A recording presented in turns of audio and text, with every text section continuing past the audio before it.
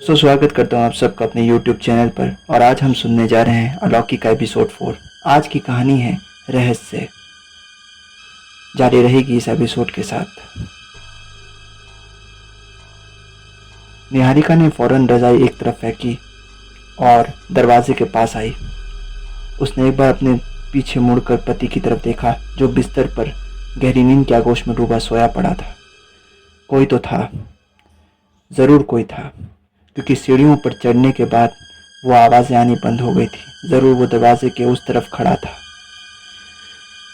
निहारिका ने एक लंबी गहरी सांस ली और चौकन्ना होते हुए अपनी हिम्मत की दाद देते दरवाजे को एक सेकंड में खोला।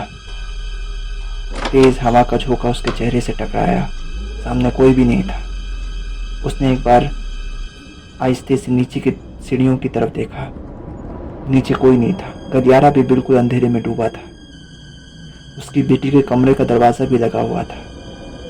निहारिका समझ नहीं पाई कि आखिर ये कौन था जिसने उसकी आवाज़ सीढ़ियों पे सुनी। एक बार निहारिका ने फैसला किया कि वो नीचे जाके उतरे, लेकिन इतनी गहरी रात और वैसे अंधेरे में उतरने में ना जाने क्यों उसे अजीब सा डर महसूस हुआ। घड़ी घड़ी उसे वही टूटी बोतल की याद आई जो कुछ घंटे पहले टूटी थी। ना जाने कैसे वो बोतल गिरकर टूट गई, जबकि उस कमरे का सब दरवाज़ा और खिड़की बंद था। उसने वापस बेडरूम की तरफ रुख किया, दरवाज़ा लगाया और अपने बिस्तर पर आकर लेट गई।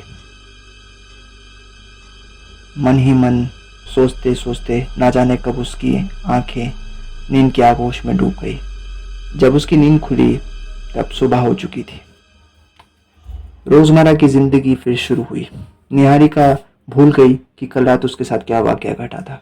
जैफ और निहारिका दोनों इस बात को भी भूल गए कि कल रात एक बोतल जो निहारिका ने लाया था वो टूट गया था और उसे निहारिका ने डस्टबिन में जाके फेंक दिया था। उस बोतल का ख्याल तक उनको नहीं आया। और उसी दिन उन लोगों के साथ बहुत अजीब वाक़या घटा। सुबह सवेरे निहारिका अपनी बेटी और अपने हस्बैंड के लिए नाश्ता तैयार कर रही थी, जब उसने पाया कि निहारिका की बेटी क्लैर चुपचाप गुमसुम सी बैठी थी। उसने एक बार पूछा भी, लेकिन क्लैर ने कोई जवाब नहीं दिया। वो ऐसे उदास थी जैसे किसी गहरे सदमे में हो। वो अपनी बेटी के पास आई। उसने उससे प्यार से पूछा कि क्या बात थी, क्या स्कूल में कोई तकलीफ था। जिस पर क्लैर ने एकदम सर ना में हिलाया। उसने जैफ की तरफ देखा। जैफ भी उसे हैरत से देख रहा था। उसने भी निहारिका की बेटी क्लैर की बात को सुनकर ऐसा महसूस किया कि ये क्या था। दरअसल जैफ निहारिका को जानता था कि क्लैर उससे कितनी क्लोज थी, लेकिन खुद की बेटी क्लैर ऐसे कभी बिहेव तो नहीं करती थी। उसने एक बार क्लैर से पूछा कि बात क्या है, जिस पर क्लैर ने कहा कि वो कल रात सही से सो नहीं पाई। उसे पूरी रात डर लग रहा था। ऐसा लग रहा था जैसे कोई साया हो उसके कमरे के पास खड़ा हो। इस बात को सुनकर निहारिका और जैफ एक दूसरे की शक्ल देखने लगे। क्या वाकई कल रात कोई था जो उनके घर में घूम रहा था? जेफ के साथ ऑफिस में भी बहुत अजीब वाकया घटा। जब वो अपने ऑफिस पहुंचा तो उसे बताया गया कि उसका प्रमोशन हो गया है और साथ ही साथ उसे अब कंपनी के नए ऊंचे ओहदे पर 75% इंक्रीमेंट के साथ सैलरी के लिए हाइक दी गई है। पिछले 5 साल से वो रियल एस्टेट बिजनेस में वर्क कर रहा था, जिसको देखते हुए उसकी प्रमोशन पक्की कर दी गई। इसे सुनकर जैफ खुशी के मारे रह ना सका। उसने जल्दी जल्दी अपनी वाइफ को फ़ोन करके बताया तो उधर निहारिका भी कभी हैरत का ठिकाना ना था। ऐसे ही वो कल से परेशान थी। बेटी की अलग उसे चिंता हो रही थी और एकदम से जैफ की बताई खुशखबरी ने उसके मूड को कुछ एनहेंस कर दिया था। उसने एक बार जैफ से कहा कि वो आज बहुत उसके लिए खुश है। तो जैफ ने कहा कि आज रात वो लोग डिनर के लिए बाहर जाएंगे।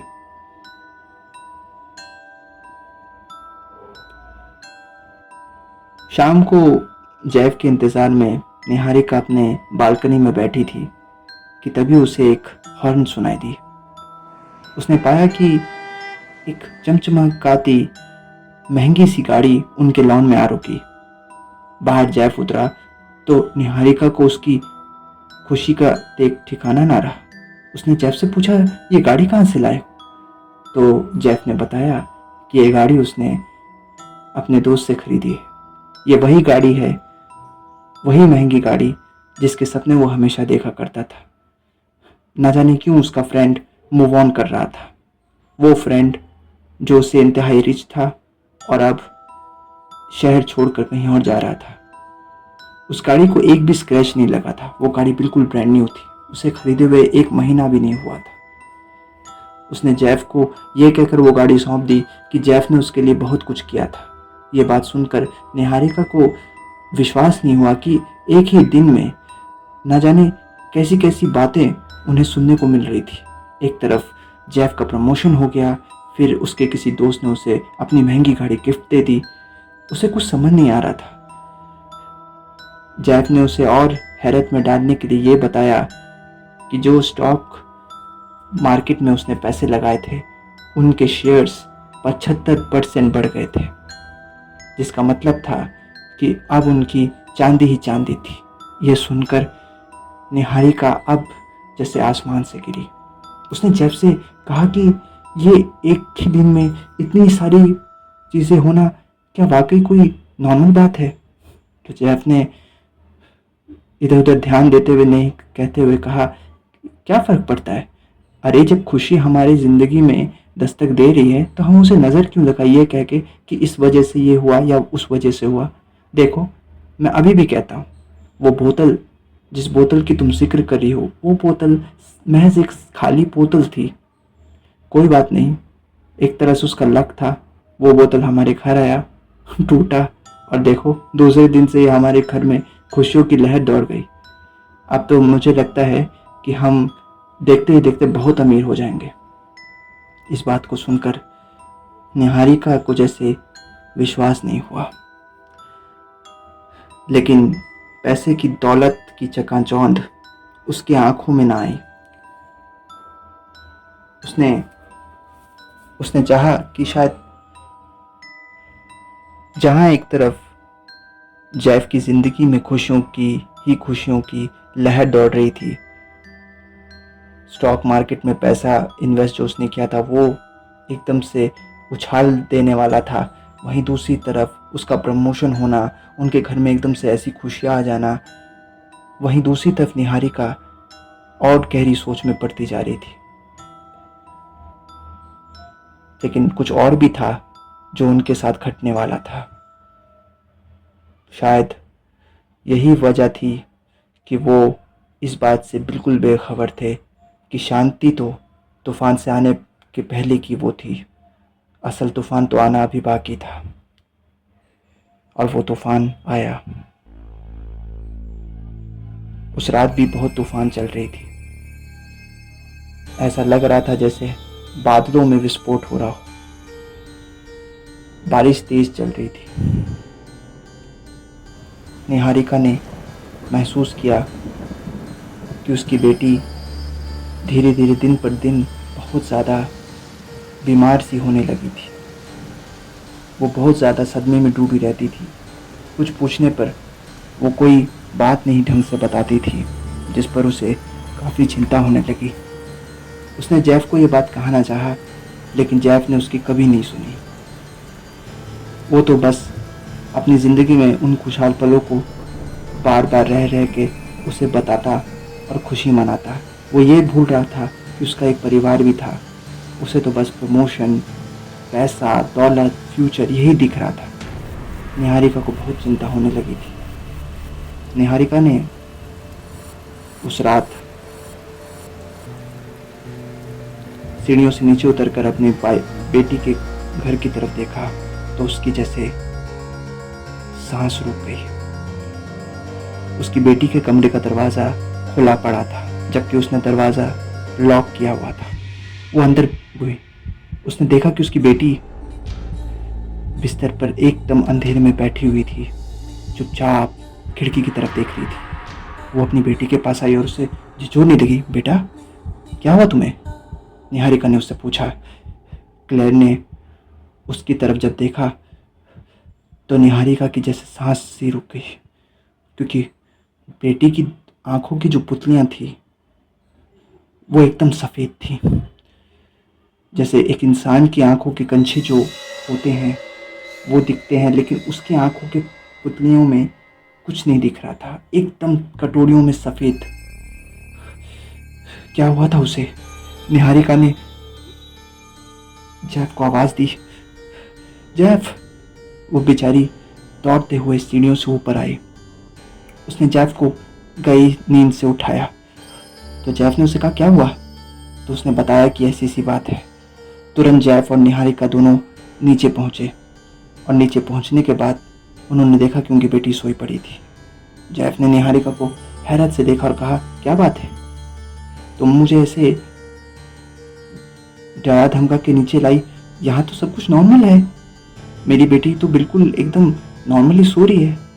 लेकिन निहारिका को यकीन नहीं था। उसने बताया कि उसने अभी कुछ देर पहले ये दरवाज़ा खुला पाया था, क्लेयर को जागते पाया था और उसकी आंखें बिल्कुल सफ़ेद देखी थी।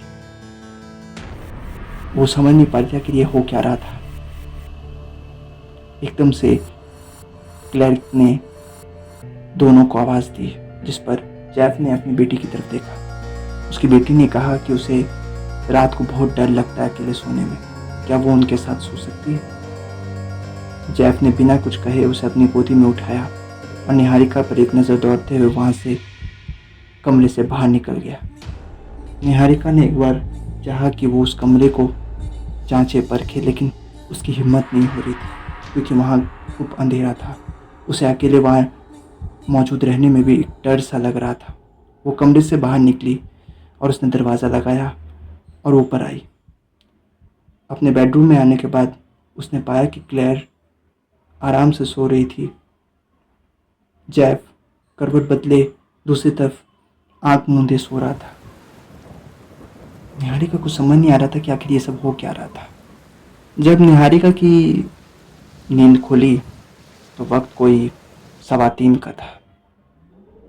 तूफान थम चुका था, लेकिन हो करती हवाओं का शोर बदस्तूर जारी था। उस हवाओं में एक अजीब सी कह सकते हैं आप आवाज़ सी थी। वो अपने बिस्तर से उठी। जिस चीज़ ने उसे जगाया था वो था वही आवाज़। कोई सीढ़ियों पर रह रह के चढ़ते हुए ऊपर आ रहा था। निहारिका इस बार जैफ को जगाने के लिए हाथ बढ़ाई ही थी कि तभी उसे देखा कि उसकी बेटी बिस्तर पर मौजूद नहीं थी। Claire, Claire. वो निहारिका क्लेयर को ढूंढने के लिए बिस्तर से उठी। फिर उसके बाद उसने बाथरूम में जाके देखा, वहाँ भी क्लेयर नहीं थी। उसने जैफ को जगाया, जैफ, जैफ, क्या बात है? जैफ ने उठकर उससे पूछा। निहारिका ने बताया कि क्लेयर अपने बिस्तर पर नहीं थी। क्या बात कह रही हो, अभी होगी यहीं? निहारिका ने उसे बताया कि पिछले कई दिन से वो ऐसे ही हरकत कर रही है, गुमसुम चुपचाप रहना, और एकदम से आज उसके साथ जो उसने देखा वो बिल्कुल सच है। उसकी आंखों की पुतलियाँ एकदम सफ़ेद थी। कुछ तो गड़बड़ हो रही है उसके साथ, कुछ तो है। उसने कभी भी ये नहीं कहा कि वो अकेले सोने से डरती है। आज वो पहली बार हम दोनों के पास आकर सोने आई। जैफ ने कहा, तो क्या वो हमारी बेटी नहीं है? क्या वो हमारे साथ सो नहीं सकती? उसकी भी इच्छा है, हो सकता है शायद नीचे टॉयलेट करने चली गई होगी। निहारिका को बिल्कुल यकीन नहीं हुआ। वो दरवाज़ा खोलकर बाहर निकली। सीढ़ियों पर कोई तो मौजूद था। उसने चिल्लाकर जैफ से कहा कि सीढ़ी पे कोई है। जैफ भागता हुआ वहां आया और उसने सीढ़ी से नीचे झांका। वहां कोई नहीं था। जैफ निहारिका को देखते हुए नीचे उतरा। उसने क्लेयर को आवाज़ दी, Claire, Claire, where are you baby? लेकिन क्लैर ने कहीं से भी उसे आवाज़ ना दी। क्लैर कहीं भी मौजूद नहीं थी। अब तो दोनों मियाँ बीवी को चिंता सताने लगी कि आखिर गए रात के उनकी बेटी कहीं कहाँ। वो दोनों उसे ढूंढते हुए इधर से उधर, फिर घर के बाहर कंपाउंड में पहुंचे। बाहर तेज बरसात हो रही थी, लेकिन हवाएं तेज थी। मेरी समझ नहीं आ रहा है कि क्लैर कहाँ चली गई। जैक ने निहारिका से कहा। निहारिका ने कहा कि उसने पूरा घर छान लिया था, क्लैर कहीं नहीं थी। अब तो जैफ को भी चिंता होने लगी। उसने अभी कुछ सोचा ही था कि एकदम से उसने पाया कि उसकी बेटी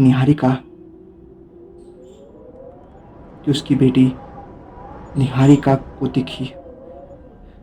निहारिका ने जैफ की तरफ देखा और अपनी उंगली घर के ठीक ऊपर छत की तरफ उठाई। आमतौर पर अमेरिका के जो घर होते हैं उनकी छतें नहीं होती हैं, टाइल्स की शेल्टर ज़्यादा होती हैं। और ठीक उन्हीं टाइल्स के शेल्टर पर क्लैर, वो छोटी सी बच्ची 9-10 साल की, खड़ी थी। वही सफ़ेद आंखें। जेफ जैसे एकदम से चिल्ला उठा, क्लैरा, तुम ऊपर क्या कर रही हो? बेबी, तुम्हें चोट लग जाएगी, तुम वहां कैसे पहुंची? निहारिका ने भी अपनी बेटी को देखते हुए चिल्लाया, लेकिन उसकी बेटी उन लोग की कोई बात की तरफ ध्यान नहीं दे रही थी। वो तो बस आसमान की तरफ देख रही थी। वो एक एक पाँव आगे बढ़ती जा रही थी और सिर्फ बढ़ती जा रही थी। जैफ उसे रोकने के लिए ऊपर दौड़ा। वो सीढ़ी के दाहिने पर आया और उसने सोचा कि अगर क्लैर अगर कूदती भी है तो वो उसे ढंग से पकड़ लेगा। लेकिन बहुत ही बड़ी गलती की, क्योंकि उसी वक्त जैसे ही वो सीढ़ी के दाहिने पर पहुंचा, क्लैर ने छलांग लगा दी। उसकी एक गले से निकली चीख पूरे वातावरण में गूंजी और वो सीधा जमीन पे आ गिरी।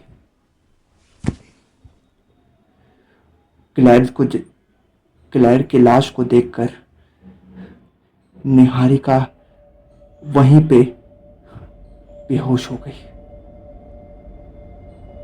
जैफ मानो तो पत्थर सा बन गया। एक पल को आई खुशियों में एकदम से एक ऐसा मातम छाया कि उसने सोचा नहीं था। रातों रात उसकी खुशी को ऐसी नजर लगी कि वो उस सदमे से बाहर नहीं आ सकता था।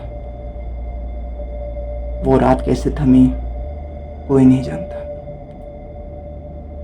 पुलिस आई, इन्वेस्टिगेशन हुई, लेकिन कोई खास सबूत ना मिल पाया। क्लैर के मानसिक बीमार होने का यही नतीजा निकाला गया कि वो पिछले कई दिन से बहुत ही ज़्यादा टेंस और सदमे में रहने लगी थी। निहारिका अपनी बेटी को खोने के सदमे में हॉस्पिटलाइज्ड हुई थी। उसे 2 दिन हॉस्पिटल में रहना पड़ा था। जब वो वापस लौटी तो वो घर जैसे उसको काटने को दौड़ रहा था। उसे हर तरफ अपनी बेटी क्लैर दिखाई दे रही थी।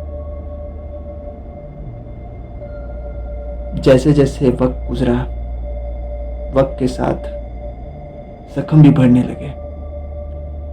कुछ दिन गुजरा, लेकिन जैफ को तो मालूम था कि निहारिका अपनी बेटी को तो भूल नहीं सकती थी। वो खुद अपनी बेटी को नहीं भूल सकता था। नहीं जानता था कि क्या उस रात हुआ था और कैसे उसकी बेटी उस छत पर पहुंची थी जो एकदम से उसने इतना बड़ा फैसला किया। काश वो क्लैरा को बचा पाता। एक दिन निहारिका ने डाइनिंग टेबल पर खाते हुए उससे कहा कि उसे लगता था कि ये सब कहीं ना कहीं उस बोतल की वजह से थी। वही बोतल जो उसने उस दिन क्रियो शॉप से लाया था। उसके टूट जाने का रहस्य अभी भी बरकरार था। और एकदम से इतना बड़ा हादसा घर में घट गया। क्या तुम्हें नहीं लगता कि वाकई वो जिन्नात की कहानी सच हो, जिस पर जैफ पहले तो निहारिका पे बहुत ज़्यादा गुस्सा हुआ, फिर उसने कहा कि हो सकता भी है और ना भी, लेकिन अगर ऐसा कुछ था तो वो उसे महसूस क्यों नहीं होता? अगर वाकई उस घर में कोई चीज़ है तो वो उसे क्यों नहीं दिखती? जिस पर निहारिका ने कहा कि वो चीज़ें सिर्फ महसूस की जाती है। उसने महसूस किया है, उसने हमेशा महसूस किया है कि इस घर में कोई तो है, सीढ़ियों पर चढ़ता है, कभी सीढ़ी के दाहिने के अंधेरे में दिखता है। जिस पर जैफ ने कहा कि शायद बेटी के खोने के गम ने उसके मानसिक चेतना पर बहुत ज़्यादा दबाव दिया, जिस पर निहारिका फट पड़ी। वो रोने लगी। उसने जैफ को कहा कि वो इस घर में एक पल भी नहीं रहना चाहती, वो इस घर को बेच दे। जिस पर जैफ ने कहा कि वो देखेगा, वो क्या कर सकता है। बहरहाल कुछ दिन के लिए निहारिका को उसने चाहा कि वो अपने रिश्तेदार के पास चले जाए, लेकिन निहारिका का तो कोई था नहीं, वो जाती भी कहाँ। हार मानकर जैफ को उसे अकेला छोड़ना पड़ा। वो ऑफिस चला गया, लेकिन जिस शाम वो ऑफिस से वापस आ रहा था, उसी शाम एक और हादसा घटा। इस बार यह हादसा कुछ ऐसा था जो बयां करने लायक नहीं था। जब जैफ वापस लौटा तो उसने पाया कि उसकी वाइफ निहारिका अपने बिस्तर पर बेसुध पड़ी हुई थी। घर के दरवाजे अंदर से लॉक थे, उसे बहुत मुशक्कत से दरवाज़ा खोलना पड़ा था। दरवाज़ा खोलने के बाद जब वो अंदर लौटा तो उसने पाया कि निहारिका कहीं नहीं थी। वो उसे उसके बेडरूम में मिली थी और बेडरूम में हर तरफ खून ही खून था। निहारिका का पूरा बदन नग्न हालत में था और उसके जगह जगह पर दांतों के निशान थे। जैफ को लगा कि वाकई कोई बहुत बुरा हादसा उनके घर में गुजरा था। उसने निहारिका को झंझोड़ा तो निहारिका ने होश में आकर जैसे अपने जज्बात को काबू ना कर पाया। वो फूट फूट के रोने लगी और उसने बयां किया कि आखिर उस दिन हुआ क्या था। उसने बताया कि जैफ के जाने के बाद दोपहर बाद ही उसे एहसास लगने लगा जैसे कोई था जो उसके आसपास घूम रहा था। उसने यही जानने के लिए पूरे घर का एक बार चक्कर लगाया, लेकिन कहीं कोई नहीं था। वो अपने बिस्तर पर आकर सोने लगी। उसे गहरी नींद आने लगी। दोपहर बाद का सारा काम काज खत्म करके वो लंच की अभी सोई ही थी कि उसे एहसास हुआ कि फिर किसी ने सीढ़ियों पर चढ़ने की कोशिश की। कोई सीढ़ियों पर चढ़ते हुए उसके दरवाजे के पास आया और दरवाजे को उसने एक झटके में खोल दिया। निहारिका ने देखा कि वहां कोई नहीं था। दरवाजा अपने आप खुला, लेकिन वहां कोई नहीं था। निहारिका ने पूछा भी कि कौन है, लेकिन उसे सिर्फ हवाएं से दरवाजे बंद होने की आवाज़ सी लगी। दरवाज़ा अपने आप बंद हुआ। उसके बाद सब कुछ नॉर्मल, लेकिन नॉर्मल कहाँ था।